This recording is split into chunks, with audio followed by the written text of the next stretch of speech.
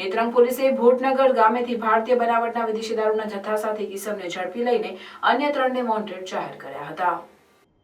Police ટીમને patrolling દરમિયાન બાતમી મળેલ કે ભોટનગર ગામે નવી વસાહતમાં રહેતા જયંતિભાઈ ઈશ્વરભાઈ વસાવાએ તેના ઘરમાં ભારતીય બનાવટના વિદેશી દારૂનો જથ્થો વેચાણ કરવા માટે સંતાડી રાખેલ છે। પોલીસે મળેલ બાતમી મુજબના સ્થળે જઈને તપાસ કરતા સદર ઈસમ જયંતિભાઈ ઈશ્વરભાઈ વસાવા હાલ રહેવાસી ભોટનગર નવી વસાહત તાલુકો નેત્રંગ અને મૂળ રહેવાસી ચમારિયા તાલુકો વાલિયા ઘરે હાજર મળ્યો હતો।